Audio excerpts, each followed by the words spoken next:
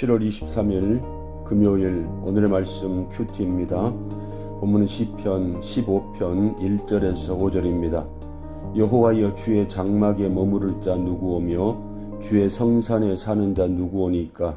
정직하게 행하며 공의를 실천하며 그의 마음에 진실을 말하며 그의 혀로 남을 허물하지 아니하고 그의 이웃에게 악을 행하지 아니하며 그의 이웃을 비방하지 아니하며 그의 눈은 망령된 자를 멸시하며 여호와를 두려워하는 자들을 존대하며 그의 마음에 서원한 것은 해로울지라도 변하지 아니하며 이자를 받으려고 돈을 꾸어주지 아니하며 뇌물을 받고 무죄한 자를 해하지 아니하는 자이니 이런 일을 행하는 자는 영원히 흔들리지 아니하리이다.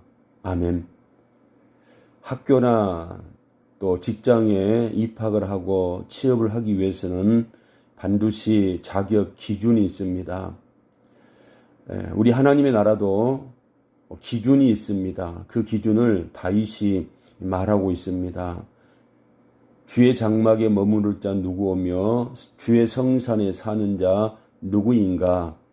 2절에 정직하게 행하고 공의를 실천하며 그의 마음에 진실을 말하는 자들입니다. 그리고 4절에 그의 눈은 망령된 자를 멸시하며 여호와를 두려워하는 자들을 존대하며 그의 마음에 서원한 것은 해로울지라도 변하지 아니하고, 그리고 입으로는 남을 허물하지 아니하고 또 그의 이웃을 비방하지 아니하는 자, 또 물질적인 것에 있어서는 이자를 받으려고 돈을 꾸어주지 아니하며 뇌물을 받고 무죄한 자를 해하지 아니하는 자이다. 이렇게 말씀을 하고 있습니다. 그런데 여러분, 세상에 누가 여기에 맞는 사람이 있겠습니까? 그래서 하나님의 나라에는 우리 인간의 자격으로는 들어갈 사람이 없습니다.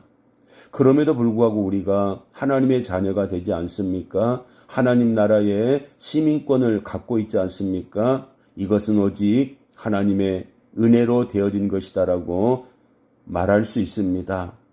사랑하는 성도 여러분, 우리가 하나님의 이제 은혜 받은 자로서 하나님의 나라의 시민권자로서 이제 우리는 정직하게 행하고 마음의 진실을 말하며 또 혀로 남을 허물하지 아니하고 이웃을 비방하지 아니하고 또 우리의 눈이 망령된 자를 멸시하는 이런 삶을 살아야 되지 않겠습니까? 뿐만 아니라 우리가 뇌물을 받고 무죄한 자를 해하는 이런 자의 자리에 앉으면 안 되지 않겠습니까?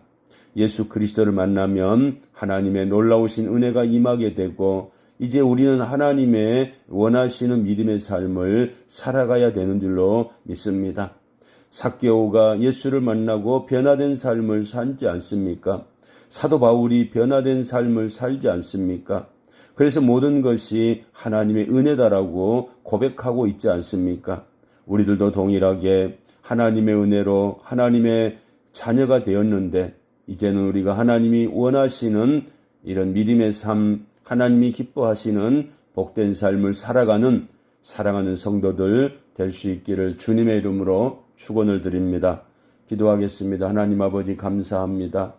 우리는 자격도 없고 우리는 하나님의 조건에 충족을 시켜드리지 못하는 어리석은 자들이고 부패한 자들이지만 하나님의 놀라우신 은혜로 하나님의 자녀가 되고 하나님 나라의 시민권자로서의 자격을 가지고 우리가 이 땅 가운데 살아가고 있습니다. 이 모든 것이 하나님의 은혜인 줄로 믿습니다.